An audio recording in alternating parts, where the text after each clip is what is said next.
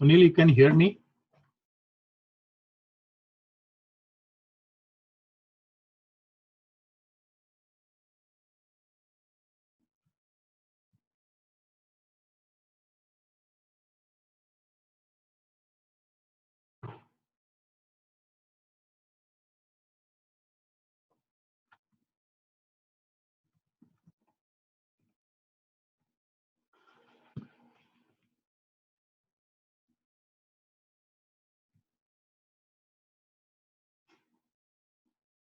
Sunil, I can't hear you.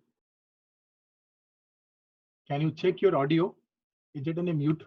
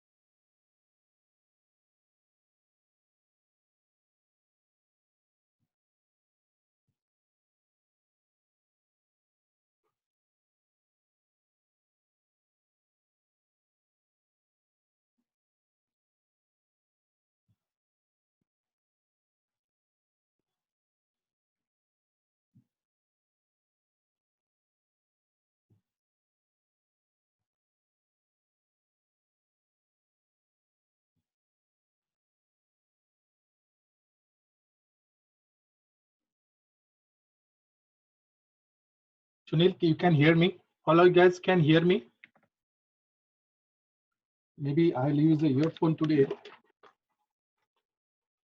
I can't hear you, Sunil.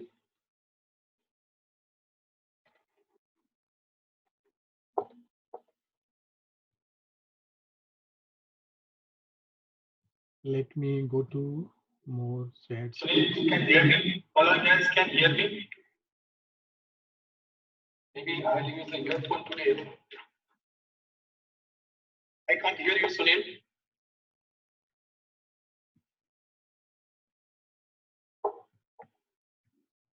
I have to go and switch off sound here. This is also going live on Facebook. So if anybody wants to see them on the Facebook, they can go to my Facebook page and see this one also. My friend from UK, Sunil Sadev, is trying to reach to me. He can hear me. I don't know why he is not able to hear me. This is virtual background participants. Just give me a minute. I can't see you, Sunil, also.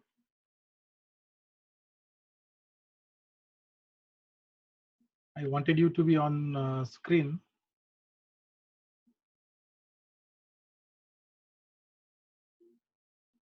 Participant. Give me a minute. I'll try to see what I can do here. Microphone, same speaker, headphones, microphone, leave computer. This speaker, my leave computer, audio settings. Okay, Sunil, let me go to and see what I can do. Just give me a minute, Sunil. You will.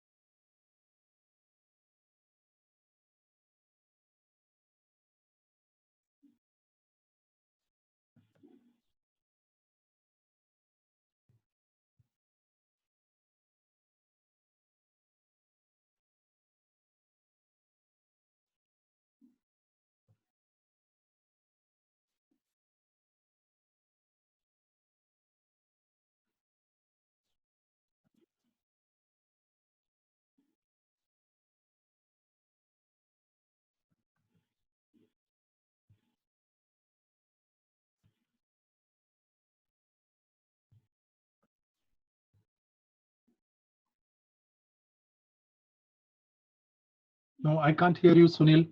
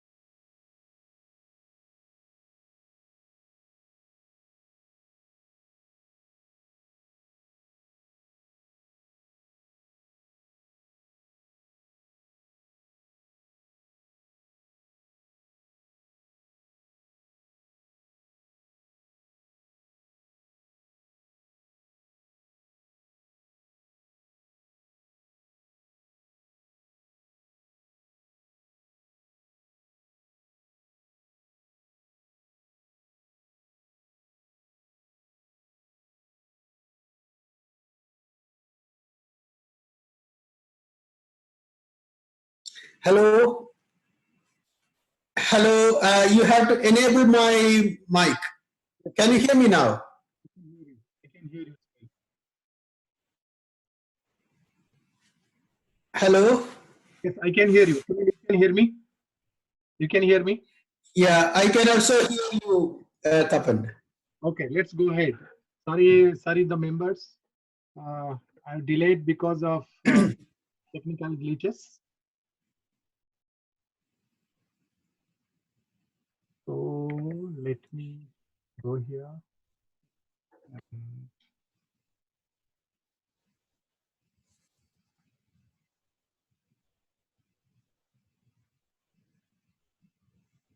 Make this on this. Switch to.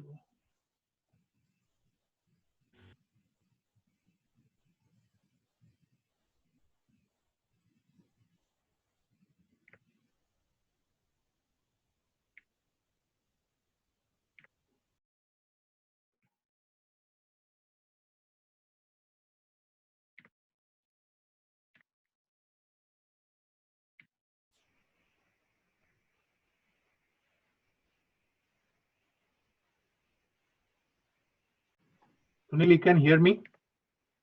Yeah, I can hear you properly. So we will start. I'll introduce you to the audience. Okay. Prabhat, thank you for the help.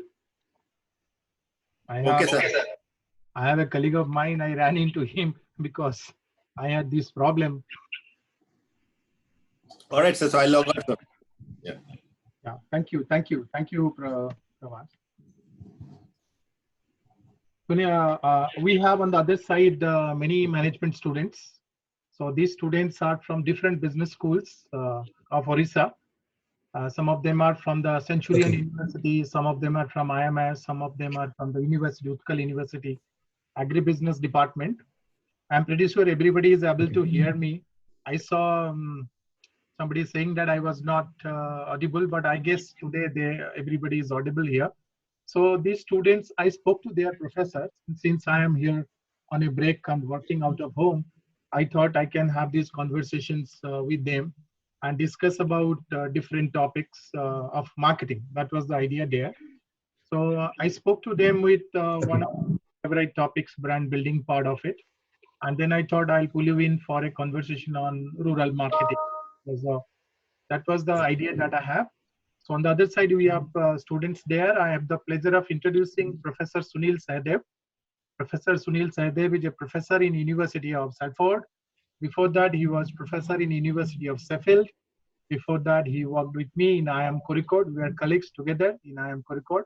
A great researcher of repute. You can go and do a search about all the work that he has done here. So Sunil and me worked together 15 years before, and that was our first book that we published together on sales and distribution management. So Sunil decided to work with an idiot like me who had no idea about distribution management. Tapan was happy to work with an idiot like me. So we published this book, and we didn't know that the book will be such a successful book for both of us. It has been there with the third edition, and so that is the reason why I thought I will introduce Sunil to all of you. And Sunil, maybe you can introduce the subject to the students. Okay. Thank you, Tapan, for inviting me. And it was very kind of him to introduce me, somebody who has such a huge such experience both in academics as well as in the private sector. So when last week when Tapan told me that he's organizing a webinar with about 100 students on rural marketing, I said I'm very interested to join. I will just, since we already lost about 15 minutes, almost in fact 20 minutes, without too much of an introduction, I will kind of jump into this subject, and you can all, ask questions. Rural marketing has been a very interesting topic to me, even though I have not done too much research on rural marketing. I have been following up on rural marketing and how the how firms are trying to penetrate into this market with different levels of success. But what has happened is a completely different paradigm with which now firms are trying to access this rural market or continue their access in this rural market. I'm talking more in terms of the rural market in India, not the worldwide rural market. Over the last 10-15 years, as many of you already know, the distinction between a rural customer segment and an urban customer segment has sort of obliterated. Over the last decade, the real difference between an urban customer and a rural customer is slowly fading away. And that is very, very evident if you look at basically we say that the difference between a rural customer and a urban customer is basically based on information asymmetry. And that information asymmetry is slowly fading away. And because of that, rural marketing is becoming another challenge, or the way in which rural marketing has been approached is now a completely different ball game altogether. So why is this changing? I will just take 5 minutes to explain, and then we can open up the discussion. Over the last 50 years, since 1970, when corporates started to seriously look into Indian rural markets, the rural marketing effort has been based on 3 basic assumptions, or we can call it 3 basic models. One is the fact that there is significant levels of information asymmetry between urban market segment and rural market segment. The second is the need to have more of a logistics value rather than the product content value in whatever we offer to customers. So if you look at any of the products which are available widely in our rural markets, a significant proportion of the price element is because of the logistical value provided, logistical benefits provided to the rural customer rather than the product value, whether it is a small sample sachet, shampoo sachet, or a small hair oil sachet, etc., etc. The third idea is that rural customers are always very price sensitive. These 3 assumptions still hold, but only to a certain extent. Now, even after the internet revolution, even in the last 5 to 10 years, after internet penetration has become so widespread in the rural areas, especially now because people will already know that around 500 million internet customers, internet users are available in whole over India. Even after that, even after Web 3.0, even after Web 4.0, many companies are sticking to these 3 assumptions. That is information asymmetry, logistics value, and price being a very important factor. But I feel this is slowly going to change for 2 reasons. One is the rapid urbanization that is happening. This is not just in India, all over the world. Rural areas are slowly getting absorbed into urban areas. Especially in a country like India, this urbanization is what we call as a mega trend. And the extent to which urbanization is happening it's an exponential rate. So after another 5-6 years, the percentage of people living in urban clusters will be much higher than the percentage of people living in rural areas. And the second issue is because of the information asymmetry not becoming such a big problem, rural markets and urban markets are slowly kind of merging with each other. So I call it the Kerala model of marketing, of course, based on the observations that you can get from a state like Kerala, where there is hardly any urban-rural divide. It's a complete, the whole market, the whole geographic area is one single urban conglomeration. So based on that, the old asymmetries, the old differences are slowly getting obliterated. And on the other hand, new differences are cropping up. The economic divide between the urban areas and the rural areas, where a larger percentage of people in the rural areas are poor compared to that in the urban areas, that still exists.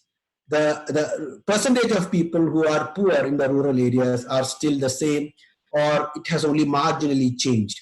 And so new products, new types of products have to be invented for rural areas in the coming 5 to 10 years. What existing rural marketers have not concentrated on, especially like say in the healthcare sector, in the skill development sector, in all these kind of new markets which are opening up, we still don't have significant presence of large corporates. Like if you take the case of rural clinics in the healthcare sector, or rural skill development training centers, we still don't have enough of penetration from large corporates. So this is what I would like to start off as a statement in terms of this discussion on rural marketing. Yeah, Tapan, you can.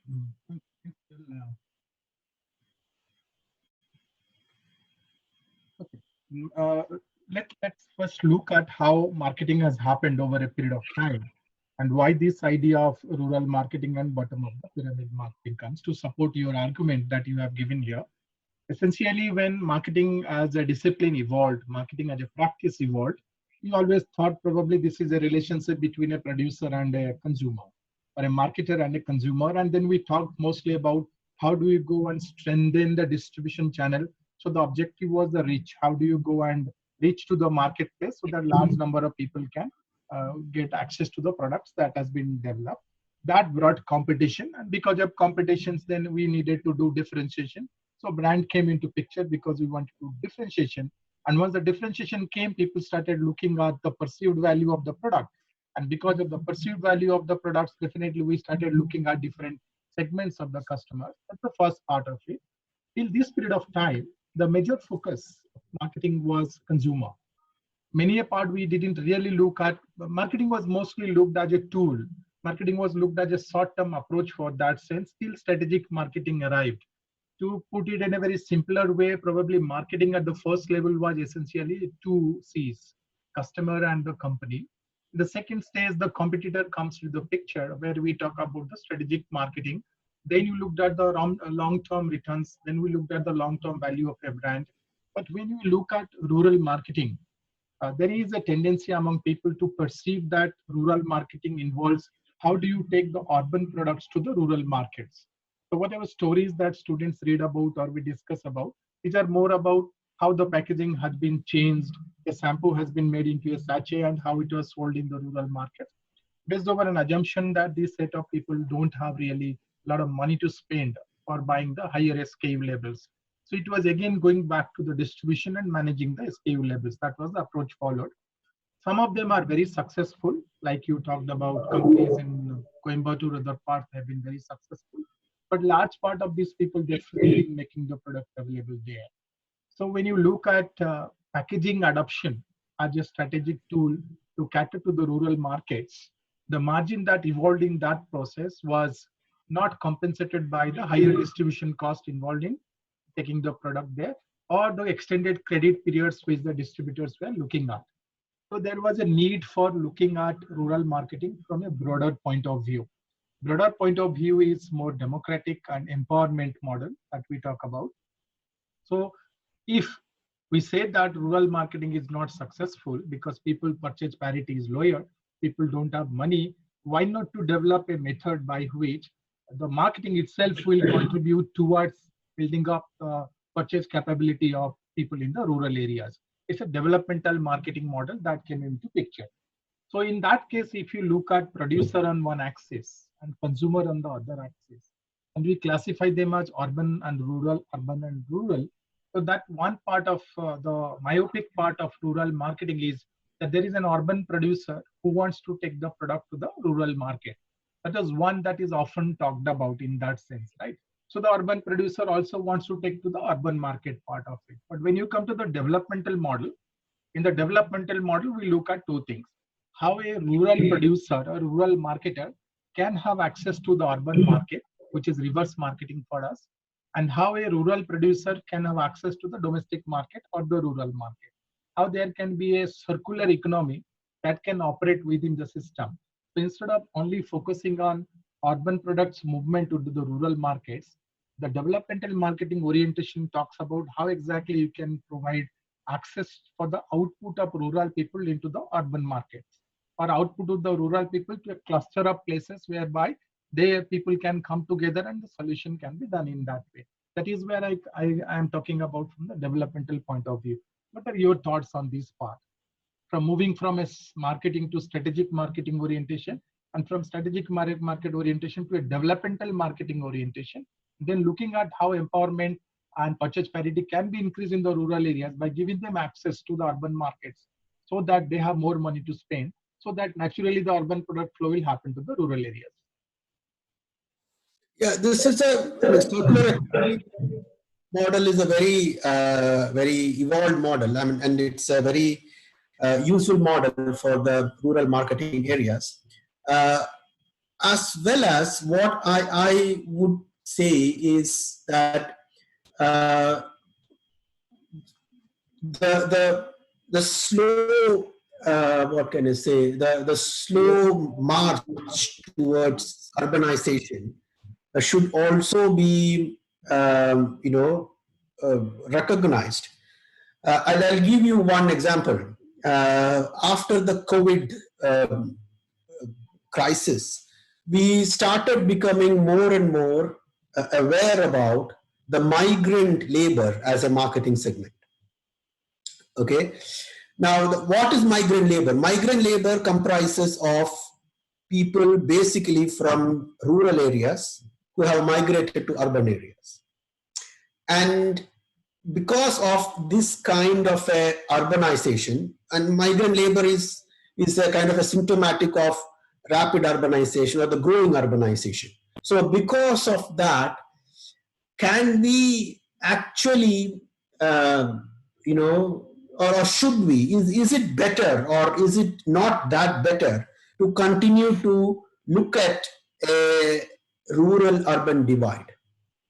If you look at many developed countries, even developing countries, if you look at the case of, say, a country like Thailand or Malaysia, that rural-urban divide doesn't exist to the same extent that is currently existing in India. There are two reasons for this. In India, because of the population explosion, the population density is slowly increasing. Okay, and when the population density is increasing, rural areas transform into small urban clusters. And second issue is, of course, the migration from rural areas to urban areas. So because of these two things, rural customers start behaving like urban customers, or rural customers start aspiring to the same level of lifestyles or well-being as compared to urban customer, or what they consider as what urban customers are enjoying.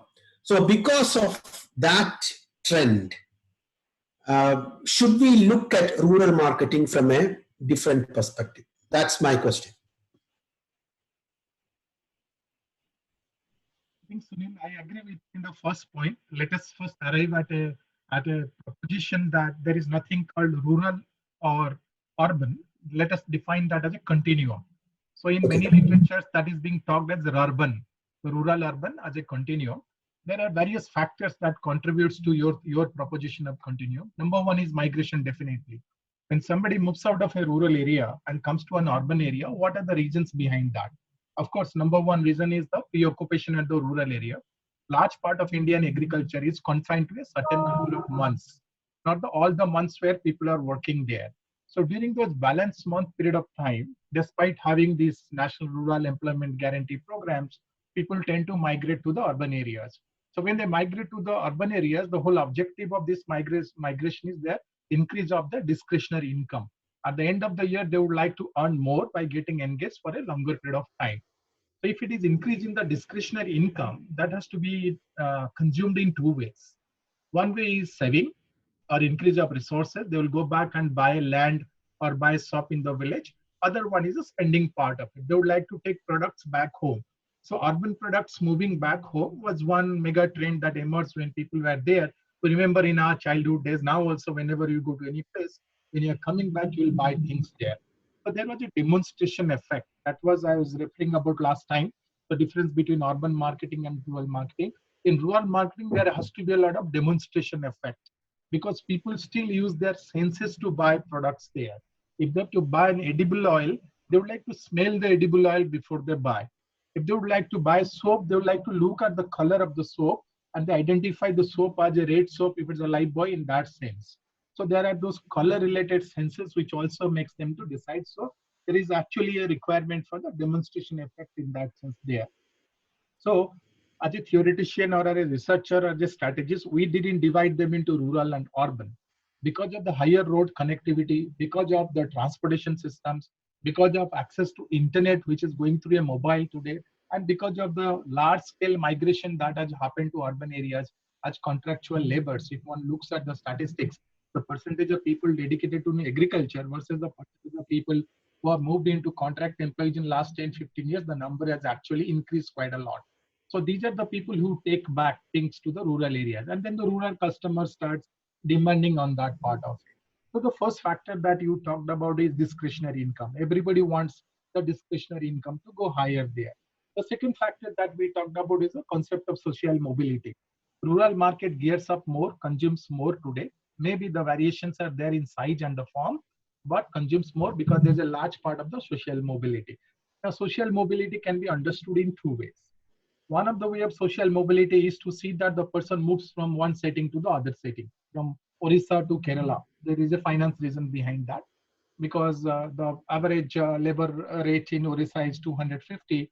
When they go to your place, they're getting 500 rupees per month or per day. So that makes them to really make a lot of money in that case, right?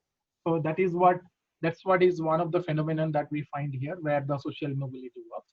But because of their own economic success, there is also a social mobility which is happening. If you look back to 20 years distribution of the pyramid, where the number of people at the bottom versus today when you look at the people, there has been a movement of large number of people, those who have moved up in that case. Why I'm saying this, if you look at how we segment our Indian urban markets, we have SEC classification, socioeconomic classification. We have a 5-stage classification, which is A, B, C, D that we use. But in the rural markets, when they try to do it, I have gone through the research and they found out that it is only R1, R2, and R3. That means B and C are merging together or D and E are merging together. There's a class merging which is happening in that case. So when you look at R1, these are the jamidars, affluent landholders, those who are there. When you look at R2, there's the small business owners who have been successful. R3 has been those people who are marginal farmers. So segment-wise, these are the three segments that we find here. So there is a geographic mobility, and there is, of course, a mobility which is happening across the class.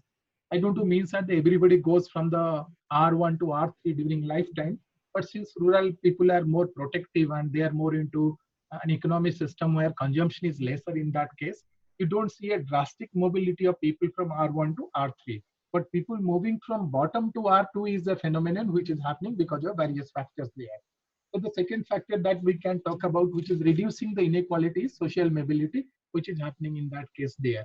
So it is a passage of an individual when he is moving horizontally, geographically, or vertically in the social systems which are there, which is also talking about how consumptions are happening in that case. A lot of students have a feeling, and I can see a question here.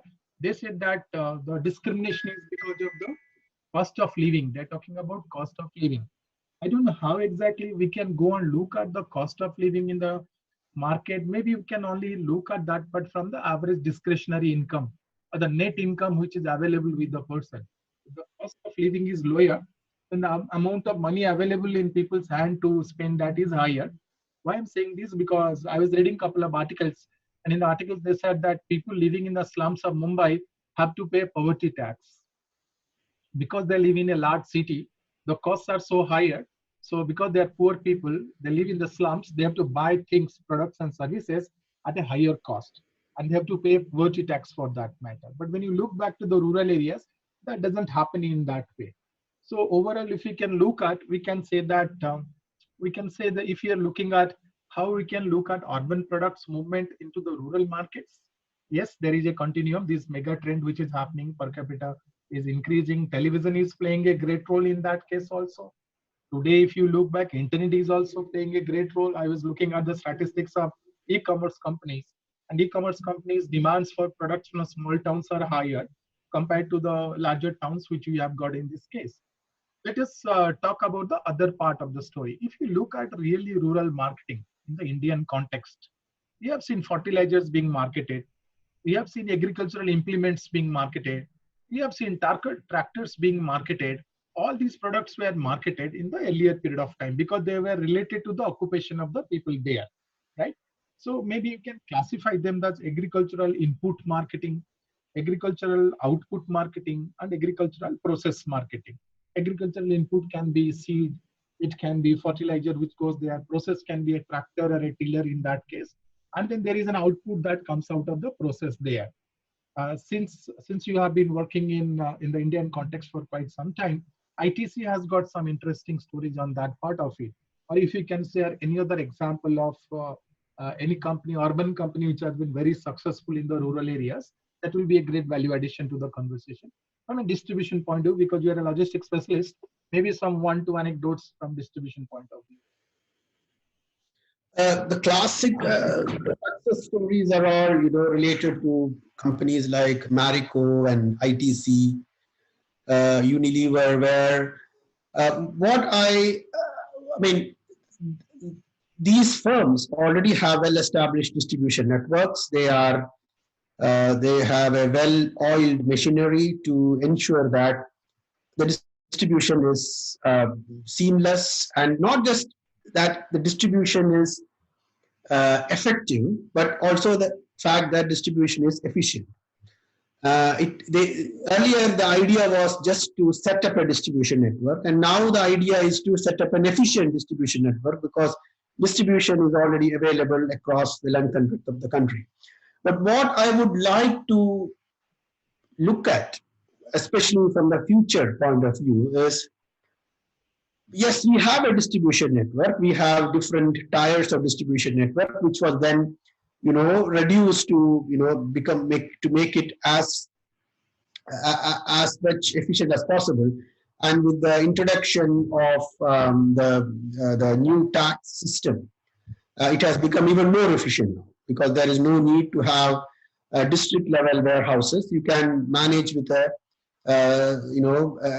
probably 1 or 2 warehouses for the whole state. You don't need to have decentralized warehousing facilities. So that aside, what I am more looking at is the extent to which the e-commerce revolution, which has happened in the urban areas, to what extent can that be transplanted into the rural areas? Now, as Tapan has mentioned, we are talking about a circular economy between rural and urban areas where rural manufacturers can think about selling their products to other rural customers in the rural areas, or rural manufacturers trying to sell their products to urban customers. Now, in that context, can we imagine or can we think about a logistics network that is fit for purpose? Like, some companies already have, Flipkart has significantly penetrated the rural areas. Amazon has penetrated in the process of penetrating rural areas. But beyond that, is it possible to have a sustainable rural logistics network so that there is a seamless delivery of products through the e-commerce portals, and that can transform the rural economy. And the second issue that I was talking about, which I would like Professor Tapan to comment upon, is we are only talking about certain types of manufactured consumer goods items, which are still dominating our discourse about a rural market divide and a rural market, rural marketing domain. But what rural areas right now need are, like, say, hospital facilities. Okay, to what extent can large hospital chains start rural clinics? Okay, schools. I mean, most urban centers have highly efficient, well-established private schools. To what extent can the same model be transformed to the rural areas? I mean, I agree that there are limitations because of the fact that there is a class divide, there is an economic divide. So to a great extent, this is not as easy as as you can think about. But the government is giving below poverty level customers health insurance. So based on that, can't we have large rural hospitals? So the next level of rural marketing should take into account those sort of services which has not yet been kind of considered. I mean, I leave Dr. Tapan to. Very good proposition. What normally people look for is the minimum guarantee of how many number of patients they will get, what footfalls they will have. They behave like a retail shop. Sales per square feet, number of people those will come to the store. I think the current insurance program that the government has provided is actually opening an opportunity not to worry about the footfalls for that matter in that case. So there is an opportunity in that case for providing those services. I think if you look at the health sector, they're divided into three parts: primary healthcare, secondary healthcare, and tertiary healthcare. The problem in India is the secondary healthcare is actually in a bad shape. Secondary healthcare talks about the district level hospitals in that case. Kerala cannot be an example for that matter. So you have either a poor primary health center, or you end up in a tertiary center for problems for which you don't have to go to a tertiary health center, like a corporate hospital. You end up spending more money in that case. I don't understand why a person from a village should come to Apollo hospital for a small minor surgery. Why it cannot be done in a secondary hospital in that case? The strategic interventions that we can think of in this case is a hub and spoke model. If you look at the number of people living in a village are not sufficient enough to cater to a small hospital where minor surgeries can be done, is it possible that you can look at a cluster of villages and then you can create a hub and spoke model for the hospital services? Why I'm saying this, I'm borrowing this idea from the Sagar Chopal model.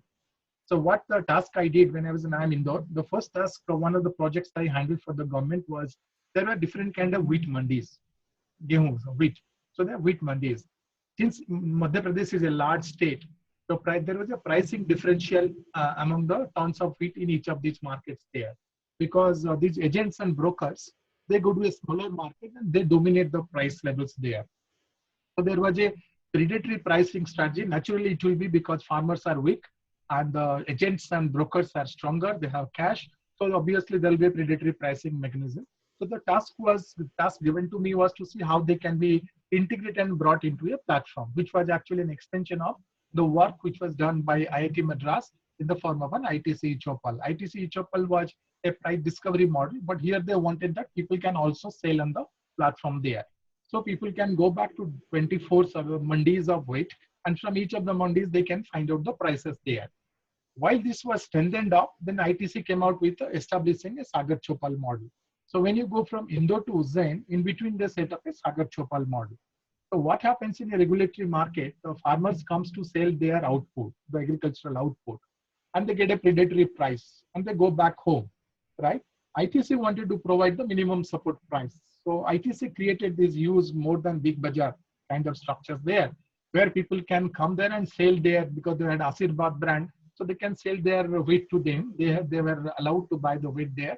But since they displayed other consumable items like personal care products and automobiles and tractors, tillers, agricultural equipments, there was a two-way transaction which was happening. One way where ITC was buying the agricultural goods from there. And on the other side, ITC products were sold to these farmers. When they came there, they were buying those products there. This kind of an experimentation, I recall back long time back when we were students, was done by Tesla TV in Punjab. A lot of people will come to urban areas in their tractors. And while they go back, they're the first one to take a television set to their village. And the advertising campaign talked about a Sardar sitting there with a lady. And on the other side, there is a TV. People joke like TV and BV, they go together. That was a popular campaign on those days. So in the manufacturing products, packaged goods segment, also we have seen a hub and spoke model, which can take care of the marginality of agricultural output into one way. Similarly, it can be done for the hospital also, right? It can be done to the hospitals. So you can create a clustered hospital and you can contribute towards this part. The second part is the connectivity part of it. Today, because you have 108 ambulance service by the government, and you can see that it is possible that ambulance service can be provided. It is a free service, so people can come there. So quality of healthcare can improve. There's an opportunity. Quality of the healthcare can improve for the rural areas. As far as services are concerned, we have seen post office was the first one that went to village. So there was a postal service.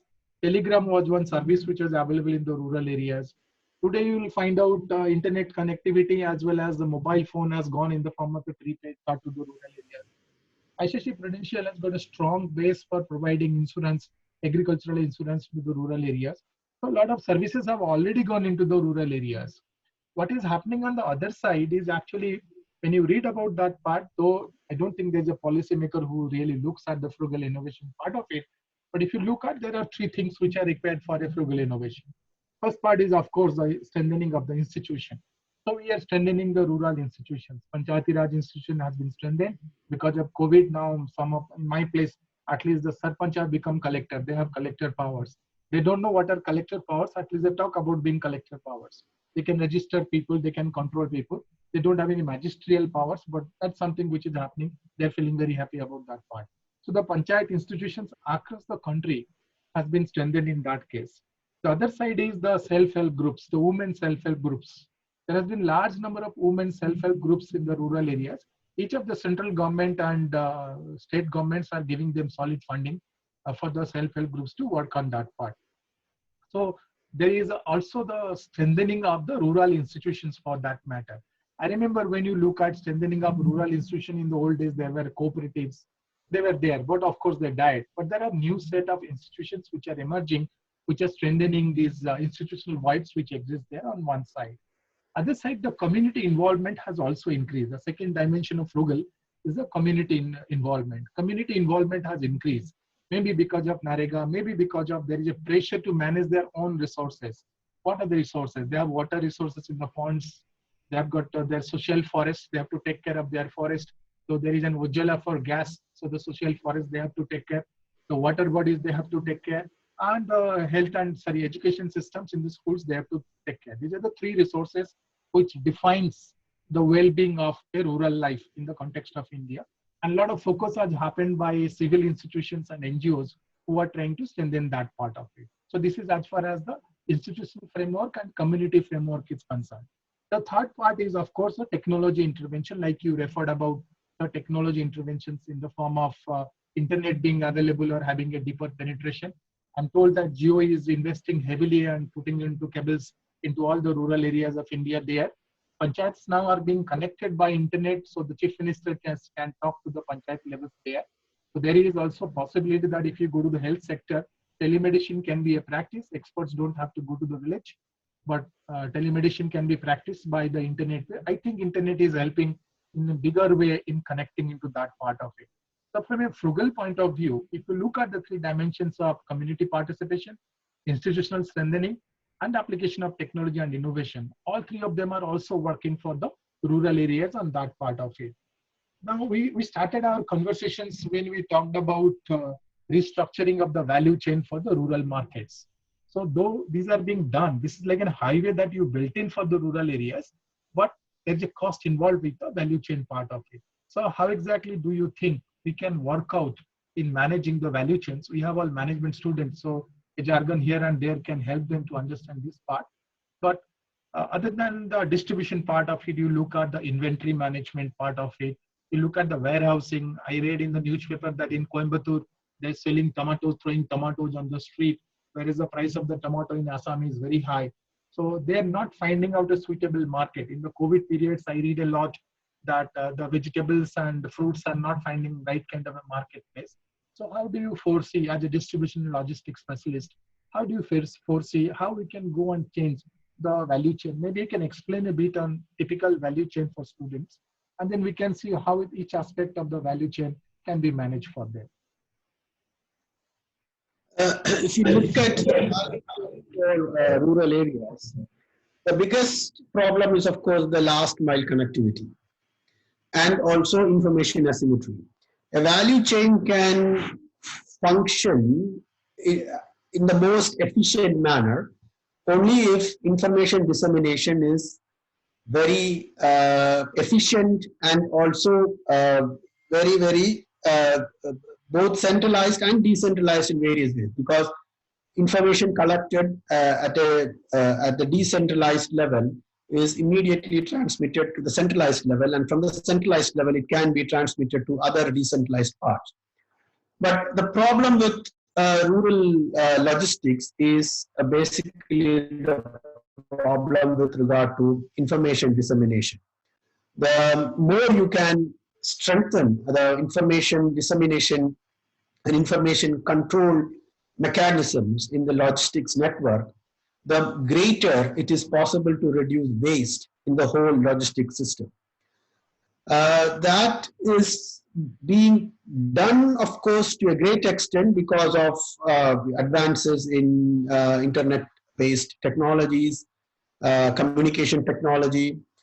But then there are still limitations. If you look at several very extensive logistic chains that operate all over the world, whether it is Walmart or whether it is Tesco, these value chains have extensive information based mechanisms or information sharing, information collection and sharing mechanisms, which makes the whole value chain very, very efficient.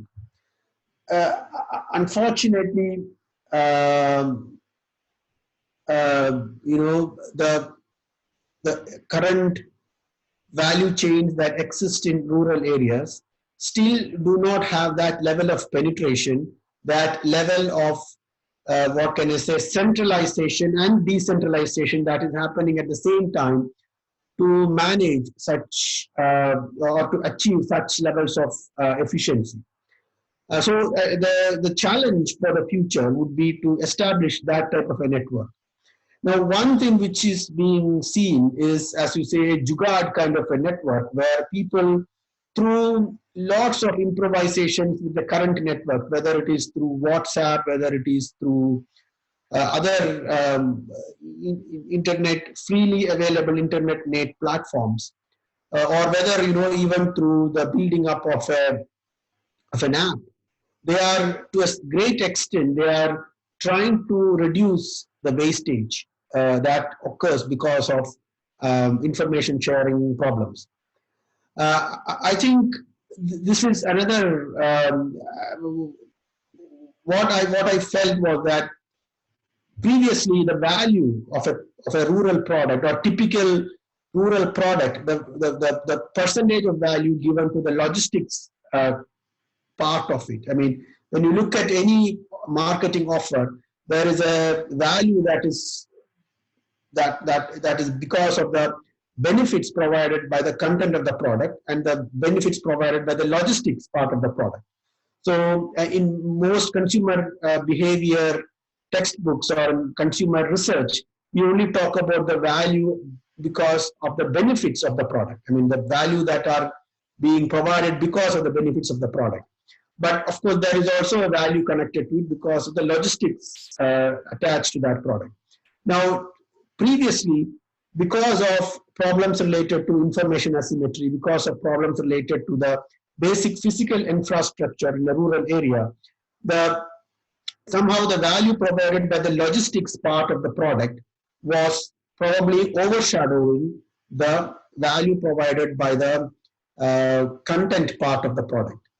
Now, because of physical infrastructure improving, because of improvisations in government regulatory mechanisms like the goods and services tax, because of issues related to the improvement in the information infrastructure, the logistics value part might not be as important as previously.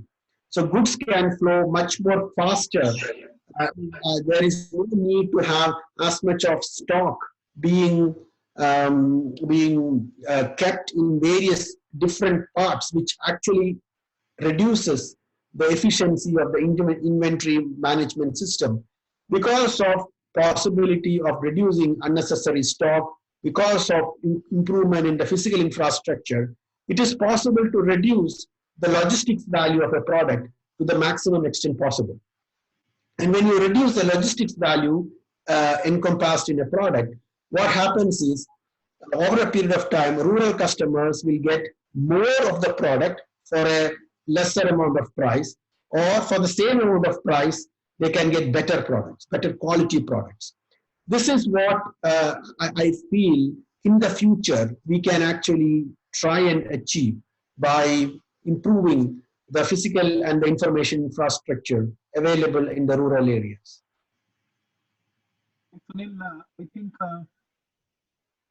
what we are talking about is something more than just the idea of value chain. What Sunil is referring about is about value added value chain. In that case, let's name it as VAV, value added value chain, which normally ensures about the availability of the product there.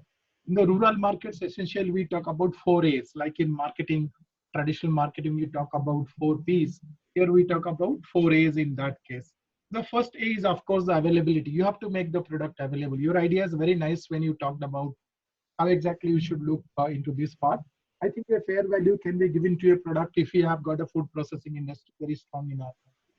If the students here will go and take up use of food processing technology and can create value-added products from the basic commodities which the rural people are selling, I think there is a dysfunctionality they can solve that problem, and we can have better benefits to the channel. That's the first A part of it that we talk about. The second part is, of course, affordability. We spoke that at the beginning of our conversation, that affordability has to increase, discretionary pricing has to go higher, and then we have to change the idea of marketing, rural marketing, that it is not pure play urban products and how they have to be pushed to the rural areas, how they have to be customized for the rural areas requirement. Rather, we can take up a developmental approach in that case, strengthen the rural economy so the consumption will be more. And we also said that there has to be a continuum, than the dissection that we are talking about in that case. Of course, then the talk that also links to the third A. I cannot separate the third A, affordability, from acceptability. If the affordability goes higher, it is natural, it will become more accessible to the customers in that case. Now, the last part of these conversations that we think about is the awareness part of it. How do you go and build the awareness in the rural customers? Is it likely to be a push-based model where we go and do bang on them, do that part, or it has to be a different kind of promotion model for the communication part of it? There are so many products and services which are available in the rural areas. At least R1 and R2 are the segments where people will be able to consume them. In that case, how do you really think we can think about the awareness and promotions in the rural areas? Should it be different than the way it is being currently done? For example, I have seen in fertilizer marketing, they select a village and they adopt a village. So they have a village adoption program. In some villages, they go for a demonstration purpose, they take out a piece of land and they say that this part of the land fertilizers are from IFCO. So they create a demonstration effect for doing that part of it. All our growing up years, when we went to a village, we saw the reverse triangle in the school buildings. In the school buildings, parents come to drop their children, and the reverse angle talks about family planning. The popular Nirodh campaign that talked about the family planning part of it. We have also seen how post offices are being used for promoting postal life insurance for that matter. Of course, we can do mass campaign like television, which has already penetrated, or cable, which has penetrated. There are also traditional ways of marketing products. We have got melas, festivals. We have got small weekly markets are hard there. We have got dance programs which happens, operas which are happening. We can place our brands during those operas or rural plays which are there. How innovatively you think we can look at awareness building in the rural markets? One thing which I felt about awareness building is, you can say that rural marketing, rural customers have less access to information, or comparatively less access to information that urban customers might currently have. But that is where I was talking about the gradual urbanization of rural areas in terms of access to information sources. Now, if you look at a typical rural area, most people watch YouTube, movies or songs, or when a new movie is released, the first thing is they watch a trailer of that movie in YouTube. So, and if you look at channels, rural customers probably have the same level of access to social media as do urban customers. And if you will be very, very surprised to know the extent to which rural consumers are adopting these new Internet 3.0 type of channels, or even Internet 4.0 type of channels, very fast. I mean, it's just been maybe less than 5 years since the penetration of YouTube has exponentially raised in the rural areas. So now the language is different, the idiom is different. As you say, rural customers are much more prone to, say, sensory marketing. They want demonstration of products. They want the way they are convinced about products is different from the way urban customers are convinced about products, because urban customers are typically found to have more of a brand image based preference rather than rural customers. So that divide is there to a certain extent. What I am trying to look at is in the future, maybe 5 years from now, hopefully the COVID crisis will go over, or will not exist after maybe another 3-4 months. And when we come back to what we had stopped maybe in the month of February or March, when corporates go back to their normal rural marketing efforts, in the future, after maybe 1 year, after 2 years, to what extent is a heavily urbanizing rural area a completely different marketing proposition or a marketing challenge than a rural area which used to be? That's where I was trying to use the example of Thailand and Malaysia, where the urban-rural divide is not so very prominent.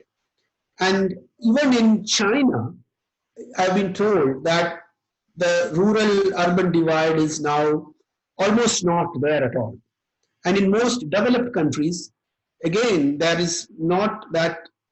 I mean, if you look at any developed countries, except for the fact that agricultural products are marketed much in the rural areas, in terms of other consumer goods, in terms of other services, there is not much of an urban-rural divide. And we are going towards that at an exponential rate. What I was trying to say was that even when we are trying to reach that level where the rural and urban areas become merged, the economic divide still exists. So we are looking at a situation where rural customers are, in terms of their information access, in terms of their general preferences for products, for brands, awareness, as you just mentioned, they are not too much different from urban customers. They're almost the same. But they still have significant levels of economic challenges compared to urban customers. So if you go there, if you are going to look at a situation like that, how will you kind of achieve higher rural market penetration? That will be always a challenge in that way. If you look at that way, it is going to be a challenge because not only the marginal amount of discretionary income or disposable income available with them, the regularity of that income over a period of time. There are certain seasons where the seasonality of the sale will be higher and certain seasonality it will be lower. But when you manage your distribution or inventory, you cannot really go under trough and twist model for that matter. But to continue your conversation, and there is a Rajat Subra's note, which says that rural people are very prone to adopting new technology. I can share one experience that it was found out that people in Rajasthan, they own jeeps, old jeeps. They find so these old jeeps, 90% of the products, the parts of the jeep are actually not jeep products, but they own it. And it is a very sense of pride for them to have a jeep in a village because it is used for multiple purposes. I don't know whether people in Orissa will realize this, but in Rajasthan, Jeep is like having a tiger or something like that. When the new Jeep was introduced, I was asked to make a strategy for introduction of new Jeeps into the rural areas for that. Now, the research says that people have these old Jeeps for 30, 35 years, which is going beyond one generation. And they're not willing to replace them because basically they're looking at the functional value of the Jeep in that case. So what was done as a strategy was we looked into the panchayat elections. And what was done is basically in YouTube, I only used YouTube for doing that part. It's the agent method in YouTube. So 50 Jeeps, new Jeeps were given to people, those who lost the elections. There's a panchayat election who won and who lost. Who lost was being hired to use this Jeep and they were asked to put their videos on camera. They had to record these videos about using the Jeep there and upload on the YouTube channel there. And then we found out how many number of new Jeep booking happened as a result of that part.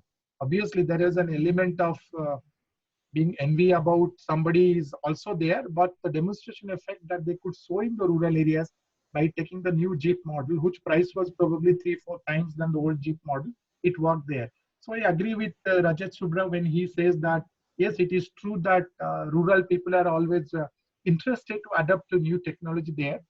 But in contrast to that, we have also a theory called where you have a frequency, and then it has to be above that frequency for a technology to be adopted in that case. We have a lot of theory where we say a new technology, when it comes there, it goes to up to a certain level. But beyond that, if it doesn't go, it dies.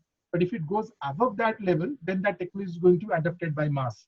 So it should be our effort in that way to take it to that threshold level so that the acceptability increases to the people in that case. Right? That is one thing.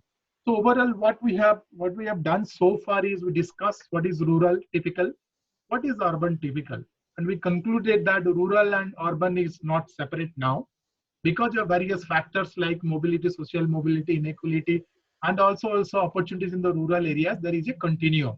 So there has been a growth, benefit of development has moved. That's the first thing. Second thing, we said that the scope of understanding rural marketing as something that talks about urban product to the rural market is a very limited scope. We should look to be a process, an equilibrium process of development, whereby the rural products can also find an urban market. And if you can create a model like Sagar Chopal, or you can create a model with a sustainable hub and spoke model, it will create a two-way highway for finding an opportunity for the agricultural output to move into the urban markets and also urban products to move into the rural market. In that case, it becomes very sustainable for them. The third component that we discussed about how do we go and counter the idea of value chain, counter the idea that if the sustainability level is this, then it will be successful. You brought very good ideas about value-added value chain. So by doing this value-added value chain, how we can go and make the model successful. We should not only look transportation or inventory management or warehousing or accounts receivable in separation. Rather, we should take it together and try to understand on that part of it. That has to be the next thing that we should talk about that part. We also discussed about the modified distribution channels. What are the new types of distribution channels?